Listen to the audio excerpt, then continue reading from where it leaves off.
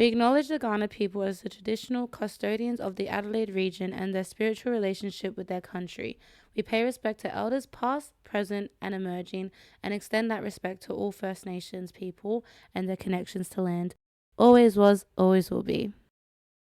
Welcome back, guys. Whoa. Oh, Gage, add it It's to been the a long list. week. Keep it going. It's Coca-Cola. Oh, Oh, yeah. is that what they call it? Oh, Cheers to that, girl. actually, no, it's Pisito. I lied. Sorry. Go on, try okay. again. Welcome back, guys, to the 3. Wise. Cousins. It's been a long week. I don't know if you can tell. I feel like this happens every time. Someone get her off the mic. Yeah, who lets me introduce? It's okay. You did. You're like, I like introducing. I do. It's fun. Yeah, hope you guys have had a great week so far. So, with that being said, how you doing? I'm doing good. I mean, we've just come off of our first sort of sprint of comps. Not revealing any of that anytime soon, but like it's just been nice to sort of, go guns blazing for a bit.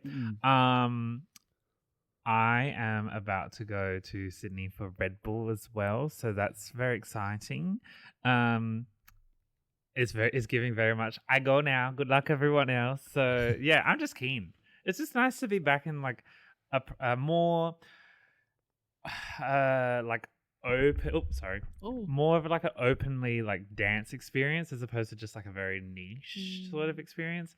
So yeah, I'm living it. very exciting. Very Yeah. exciting. How you doing, brother? You know, I'm good, brother. Oh yeah, my brother in Christ. No, I'm doing good. I'm in there. No, I'm doing good. Yeah, like Aki said, we just gotten back into getting a couple more comps under our belt, getting some more stage experience with the team, and aside from that, yeah, just kind of again like last week, this is just lock in season right now, and just head down, just keep moving, stay focused, and just keep going. Yeah. What Well about said. yourself? Just busy, honestly, but I'm happy to be here. I mean, like you guys said, we're doing comps and stuff, and it's been hard work, but it's been good. It's been good. Grateful for doing it with, you guys and other people and stuff. And yeah, I'm just locking in because after this period, I'm gonna be out for a bit. Oh, true. Yeah. You can fill everyone in later on. Yep, Closer yep, to that. Yeah. Don't worry, we've already got your relief. We've disappearing. already got your cover. We've got our makeshift third wise cousin. That's the 4th. No, where is it? It's He's taking my place. with flying colors, like just Superman. All right. Well, I'll hand the floor over to one of you. Oh my word! Straight Cake Just City. It's been a long week, guys. mute a mic. Send it, Dion. All right, so guys, today we are talking about Tall Poppy. Everyone loves to love it, loves to love to hate it. Where do we kind of stand? How do we feel? Have we? I'm standing behind the lawnmower. This is Like, what's your guys' take on Tall Poppy? Obviously, like because it's obviously a very like prevalent thing, not just for example here in Adelaide or Australia, but it happens everywhere.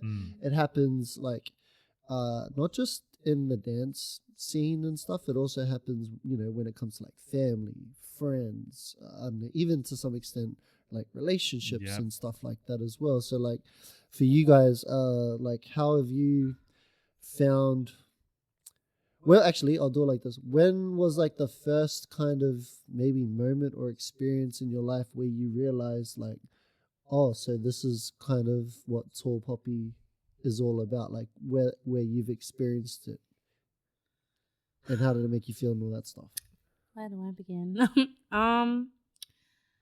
I think it was for me, like I didn't understand it at the time, and I think I would have been 19, like 18, 19. Damn. I was a baby, like yesterday. Oh yeah. But I didn't realize it at the time.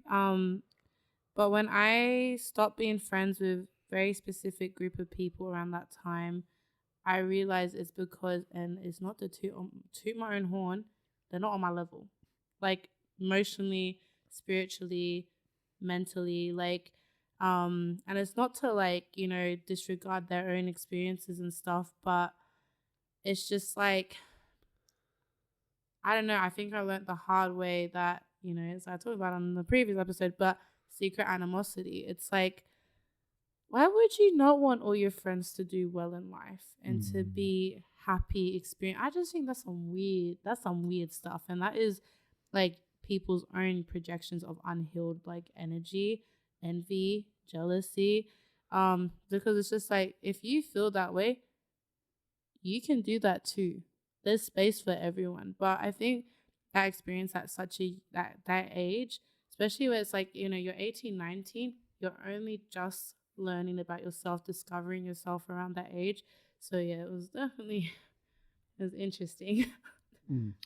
Yeah, for me, I feel like my most recent experiences with tall poppy syndrome has definitely been more so within a creative space, which has been quite interesting to observe, because a lot of the time it is a cover up for other insecurities that I find. And I found that it was particularly prevalent after I had decided to remove myself from particular dance communities as of last year. And it was that point when I realized that persona almost, or that sort of mirage, if you would, of themselves building themselves up and creating that sort of fake understanding of what they have achieved, started to all come down to like reality of just being like, well, no, they're actually a shambles, and they're like quite insecure, and they struggle to separate their egos from their pride in their craft. And it's just really interesting observing, where it's just like you said, not on my level, not in terms of skill, but more so just like being able to reflect, being able to remain humble, be able to remain hungry as well, and strive for greatness. Yeah, I think honestly, like, how do I word it? I'm just gonna say, like, for the tall poppies, like, respectfully, I do feel sorry for you in a way, because like you fail to see that the picture is bigger than you, and also the greatness that you could strive for actually is deep beyond you as well. It's deeper, like, if you want it to be. I don't know. For me, like, my energy I reserve for my special people, and I also find now, as I'm getting older, that I want to pass that on to people that I really like care for. And so for it to just stay within yourself it just doesn't feel right, you know? Yeah. Well said about the creative space, because I feel like that, which before I'll go into that after you and stuff, like there's a lot there, because I've had some really interesting recent conversations about that. But It's just a facade, Yeah. bro. Anyway, but sorry, what Dion, about you, yeah. Bo? Yeah, like well, for me, before I forget this like thing, this like clip I saw on Instagram the other day. I was like, I'll just kind of try to quote it now, but there's this clip that I saw on Instagram the other day where there was this guy sitting in the car, and he was waiting for his friend to like start the car and drive off or whatever. So the friend that was filming, the passenger, got into the car and was filming his friend, and then he goes, "Hey, let me ask you a question. If you could choose between like today, you achieving all of your dreams that you ever wanted in life and get everything that you wanted out of life today, or all of your friends being able to achieve all of their dreams and goals today, what would you pick?" And without like batting an eye and like without missing a beat, the guy that he was asking, his friend, literally just said, "I want all my friends to strive and succeed and achieve all their dreams." And then the passenger who asked the question said, "Oh, why would you want that? Wouldn't you want it for yourself?" And then he's like, "Well, you said that my friends would achieve all their goals and dreams today. There's always tomorrow for me." And I was just like, bruh, that's like so fire. Like, not even just because it sounds cool, but like like, you know what I mean, to have that level of mindset where like because we're talking about tall poppy, to see like that's like the reverse of it. It's like I'd rather see, like, even for myself, like I'm all about wanting, like I love seeing when my friends are winning and starting businesses and following their dreams and stepping into new ventures and avenues that they never thought were going to be either possible due to whatever constraints, whether it be financial or mindset or whatever, technical skills or whatever. So like I'm a big what is it, like a supporter for my people when it comes to seeing them step out and do something big. And like even for me, like I've been very fortunate even with starting up Creed, where like a lot of, actually not even a lot, like all of my like close friends, family and everyone, even people I don't really speak to a lot, like, or see often because they live elsewhere in the world, they're even reaching out and like congratulating, and they see what I'm doing and what we're doing, and they're just like very, very proud. So it's like for me, it's very reassuring. Not that I need the reassurance, but it's nice to know that like, for me, I'm at a point where like, currently right now in this season, like my circle and my inner circle and my people are like, it's solid, like every which way in the dance side of things with the team I train with, and then to my friends and family back home, and then into other circles in my life as well. It's like everything is like on the up, but also I understand that like with life, things change, you get married, have kids, life, career choices and stuff, and naturally you kind of like grow apart. Yeah. Whether it's distance or just, like you were saying, like sometimes you just kind of outgrow other people. So for me, as far as like the tall poppy thing, like I've experienced it a lot, like at different points in my life.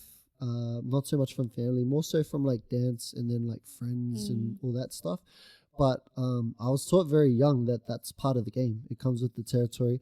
And even seeing a lot of like my close like family and friends that are like absolutely killing it, like at the highest of levels in whatever they're doing, especially within dance, like even for me to see where they started and where they're at now, but also to understand and know like some of the hardships that they've had to endure, and that I'm sure they still have to, the struggles they have to deal with everything that comes with that. And like for me, the reassurance in knowing that they got my back, and also that I have theirs, and that I know that like I can always strive for more and not be worried that like my own circle are trying to keep me down, because it's like that saying, everyone wants to see you do good until it's better than them. The moment that you're doing better than them and you surpass them, that's when it's like true colors, or the real ulterior motive comes out and stuff as well. So yeah, it's just a very interesting thing where like now I don't care about like the tall poppy stuff. Like it doesn't like phase me. I know that even if I was to say it loud now, like I don't feel it or I don't see it or whatever, like, and I don't, but that's just because I choose what I digest and take in terms of like what I see, what I hear, and then who's saying what and who the source is coming from. That's right.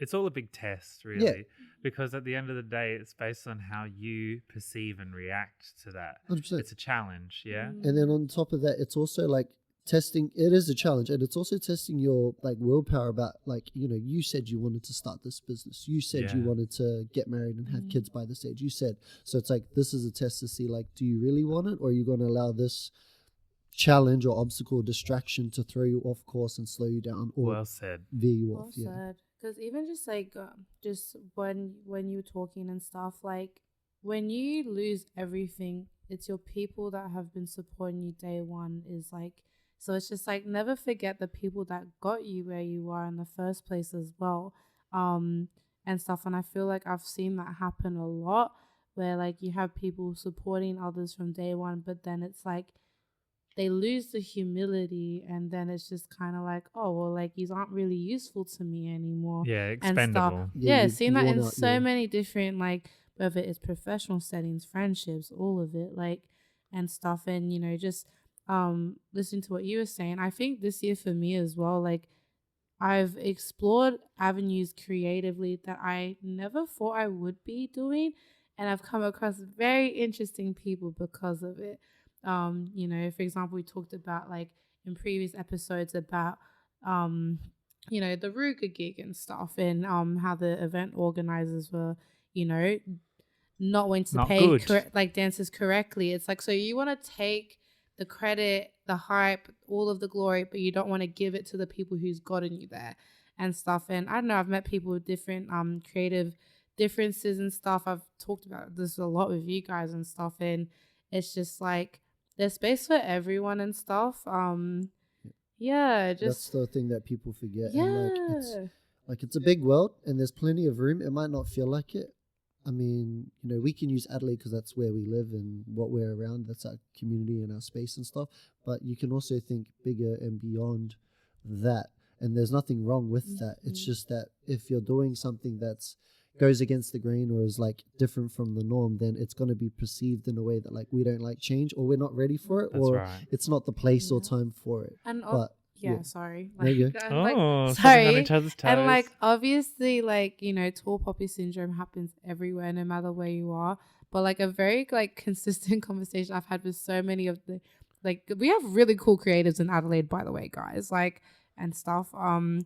Yeah, we've talked about how we could literally be the next thing in Melbourne, Sydney, but if people just stopped with the ego rubbish, it's everyone could literally genuinely be great. But we could honestly, talk about that. We could talk about that as a topic to where it's just I'll be real, I've been in Adelaide long enough to say that I've got a general gist of the place as a whole, and there's not really much for the creatives. I know there are creatives in different lanes and different fields that are great at what they do, but the general consensus is if I'm scrolling TikTok and something a video from Adelaide, whether it's a food reviewer or an influencer or whatever, if they're not getting paid for it, most of the time people that talk about Adelaide say it's boring, nothing happens here, it's dead, and it's well, that's only because nobody's making anything happen. And not to say that they're not making things happen, but nobody's really supporting the local events, the local community and stuff, if that's a place. But just to cap off this tall poppy syndrome topic and stuff, one saying that my brother taught me very early on, and that we instill even into my nephew, when I was talking to him the other day as well, is that when it comes to tall poppy and other people, an internal dialogue that we have is just I'm too busy focused on me and mine to worry about you and yours. So it's that's all I'm doing. So if that rubs you the wrong way and ruffles some feathers, then that's your thing to handle and worry about. Well said. Okay, so next topic. This has been quite a mix of different conversations, whether it's been with my family, some really close friends, and I think the question it has sparked for me is this generation too soft? Because it was you got the older generation and then you got our generation, the in-betweeners and all that stuff. And it was just I was having a conversation with my mom, and she was saying I find that people just use the words whether it's self-diagnosing or just mental health very loosely all the time. And then she was saying, talking about her experience and growing up, how mental health didn't really exist and stuff. And then I was having a conversation with one of my really close friends, and she was saying how those conversations are tough. So yeah, you know what? I'ma just let you guys answer. Do you think this generation is too soft? Do you want to go first? I think it's a very interesting question, because I think for me, and probably maybe just for you as well, all three of us have had pretty similar experiences, whereas late 2000s kids it's a whole different game. And I'm talking mainly from a perspective because most of the people that I know who are in that age bracket is because of the students that I teach, right? And or who are in Creed or whatever. I find that our generation had a really good balance of technology, as well as being out and about, social. Touching grass, to the point where we kind of are rooted in balance, typically speaking, right? And there's that sort of level of exploration where we can sort of branch out, whereas I would say maybe what seems reasonable, 2006 onwards, so like 20 and under, like, I don't know. I just don't understand how like a 16-year-old has just surfed the web and now is saying that they're diagnosed with depression straight away, like, or have self-diagnosed themselves with ADHD or something like that, where I'm just kind of like, how did we get here? You're still developing. Like, here's a hot take. Oh, What happened to the awkward phase?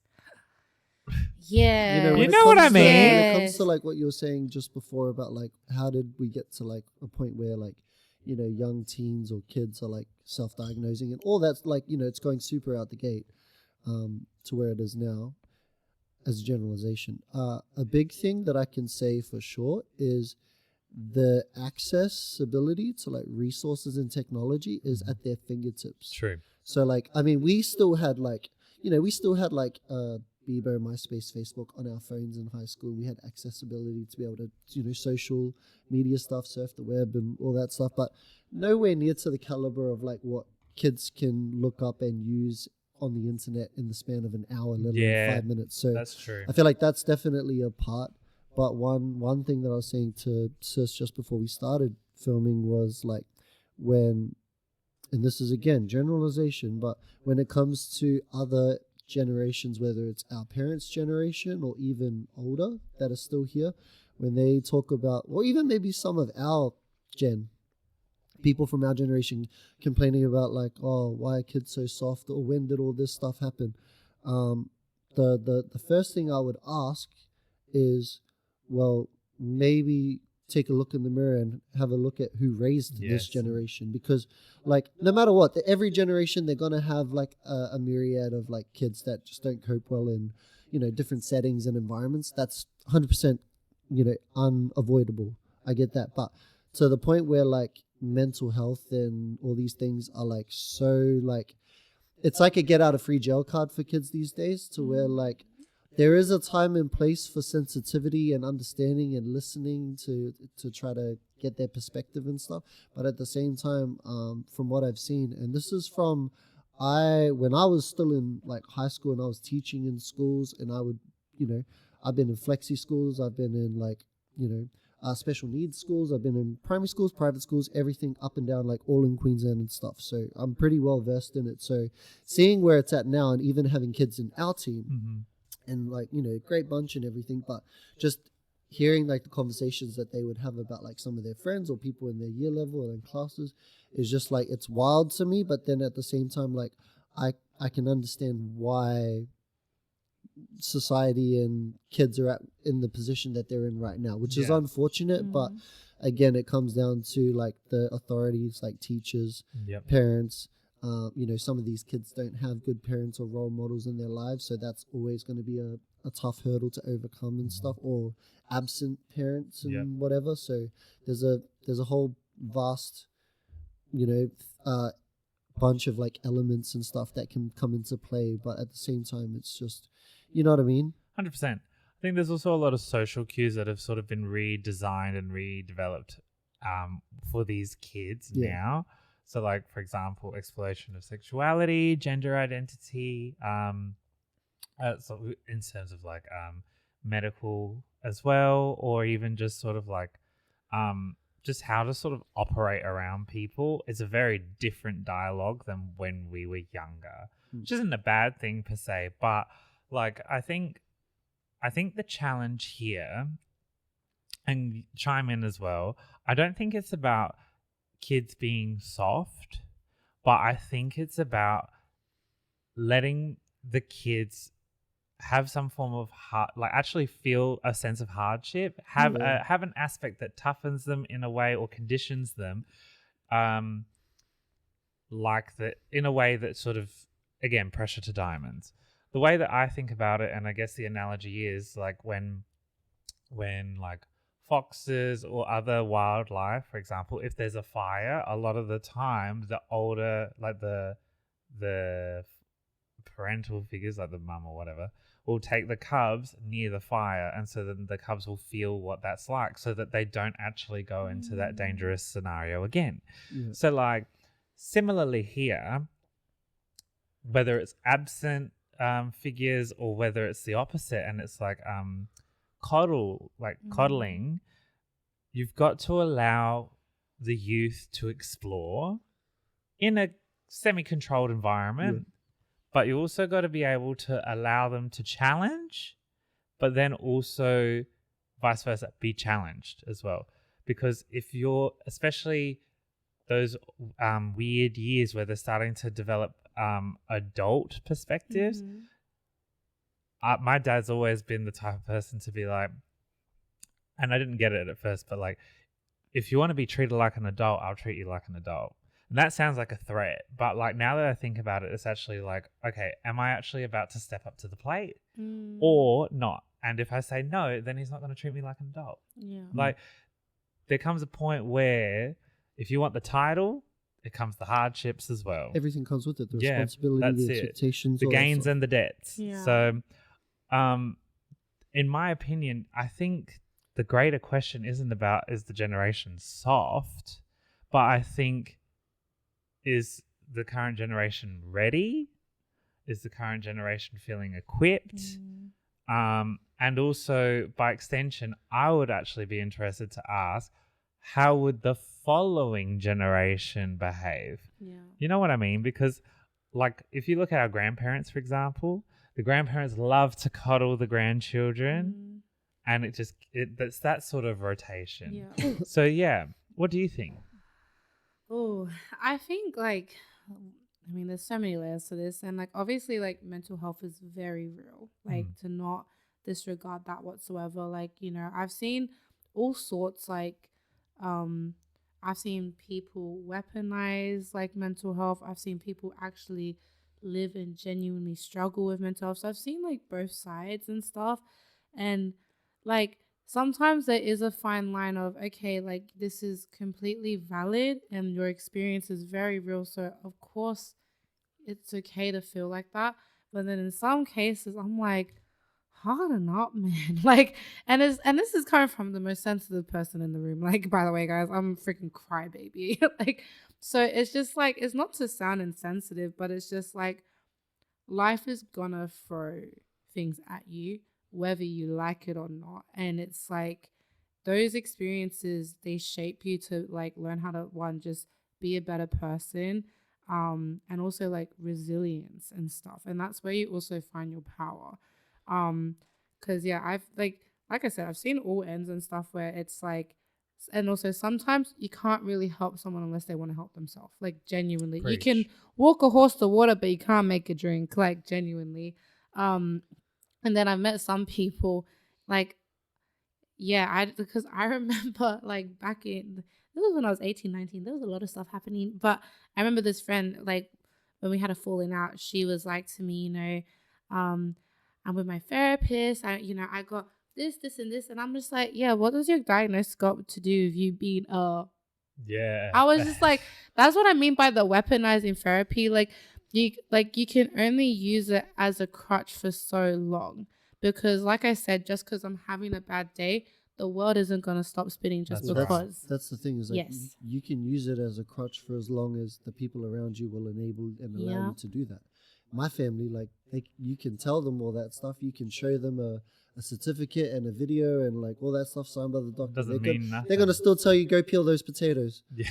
Go do this, that, and the third. Like that's all well and good, but like, you know, that doesn't change. And also like going back to like what you were saying, it's not necessarily about them being too soft. It's just about preparing them. And like what you said, I think the biggest thing is that like if we want to just like put a band-aid on the whole topic and situation and just like address the symptoms, then we can say, yeah, the generation is soft. Because let's be real, like I knew what therapy was when I was, you know, in that age, like in high school, whatever. But like I didn't really know people that were like really actively using it. And that's not that that's a good or bad thing, but it's just like accessibility to the knowledge and resources and being made aware. But at the same time, it's like finding that balance of like, you know, you've got to prepare these kids or this next generation, and you've got to put them through hardships and challenges and make them feel uncomfortable so that they can learn how to navigate these things on their own in a controlled environment, like Yeah. you said, with you supporting them but not holding them by the hand and doing it for them. Because when we are gone, like if God willing, one day I have kids or whatever it may be, and then if I'm gone from this earth, I want to make sure that I've done everything in my power to equip my child or children with everything they need to the best of their ability to be able to Yeah. survive. Because the world is not a nice place. That's right. There No, comes a point where you also. need to leave the nest. Yeah, Yeah. you got to equip them. 100%. Mhm. I was going to say, for what you were saying, I was just like, oh my God, that's such a good point. And that's why I was like, the gavel. Because it's not just also about equipping them, but when you were saying about how it's a test, the world, everything is about it as a test, but like wherever you stand about whether it's gentle parenting, whether it's like, spanking your child, whatever it is, at the end of the day, like we've been saying, pressure to diamonds. Yeah. And so like whether it's today, whether it's tomorrow, there's so many different unexpected turns in this story that is our lives where it's like, well, what are you going to do about it? And it's not like, oh, I can't just go cry about it and be like, well, then everything's fine and dandy. Like, for example, I mean, now I'm feeling a little like, oh, gotta go. Because I will never forget when my mum passed away at 20, I was put in a very interesting position where as an only child and also my mum being a very strong person and vocal person, I either hold it down for the family and put my own life on hold, or I push with my own career because I was doing the most at uni and I was doing the most at work. And honestly, that was probably one of the most polarizing decisions that I had to do.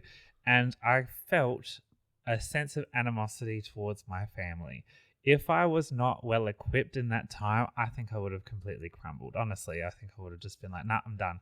I would have left the uni. I would have put my career on hold. I would have not worked. I would have put all my ambitions to the side. But what I decided to do was I was like, you know what? I know it's a disservice to myself. It's a disservice to everyone who gets what I'm trying to go for, who love me. It's also a disservice to my mum, rest in peace. Yeah, 100%. But it's also like, like you said, the world does not stop. So what are you going to do? And it's also like, my story is not everyone else's story 100%. too. They've got to mourn. They can do it.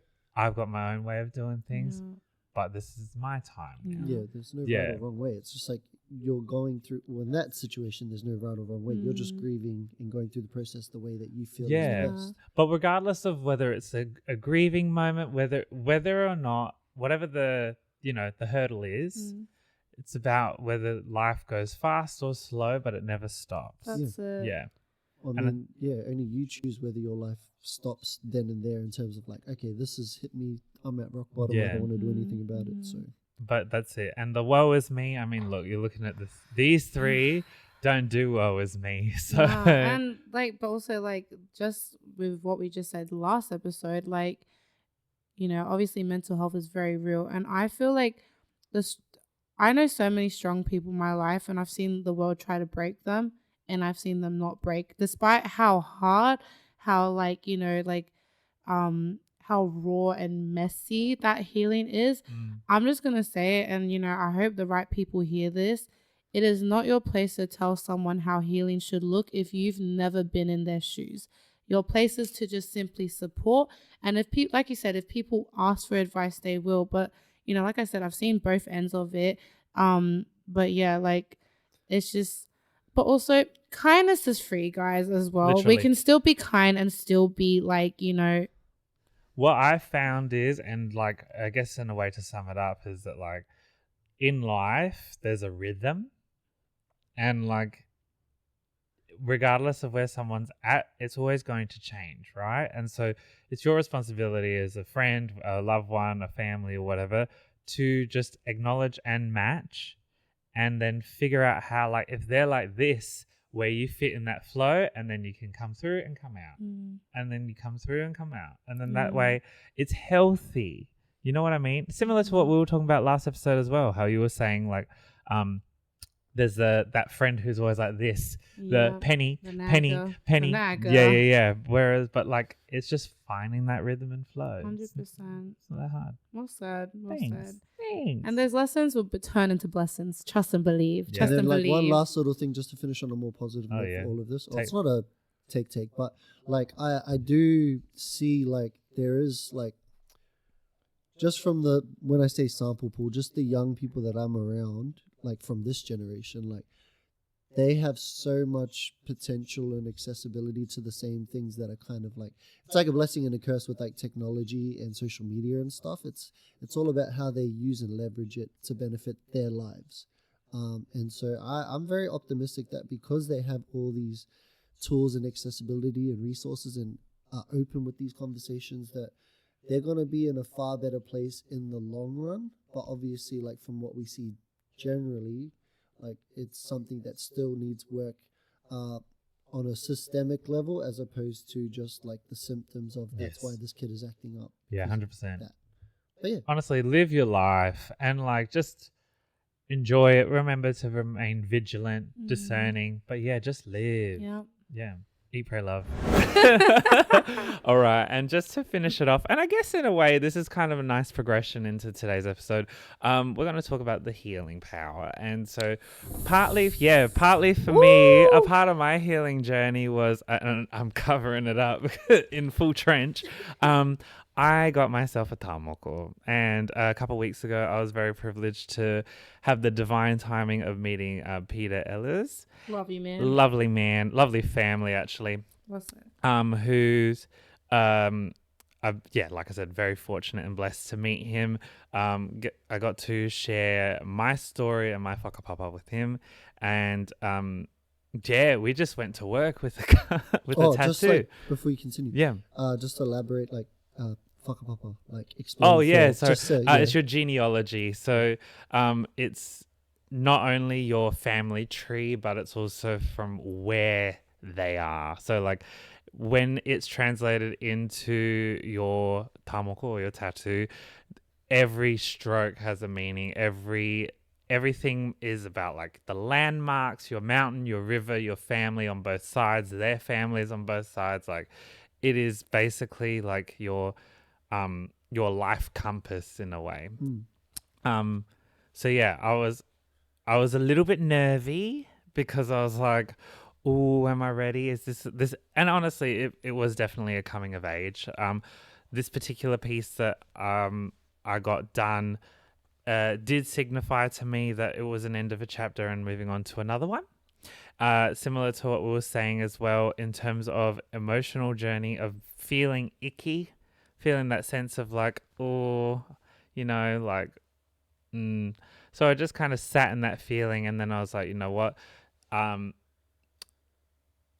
in a new space with people who I love and they love me, in terms of Creed, for example, and the goals that we're looking to achieve, for my own personal goals. And after our Canberra trip, like I said a few episodes back, like I feel personally ready to reach a new heights in my own endeavors.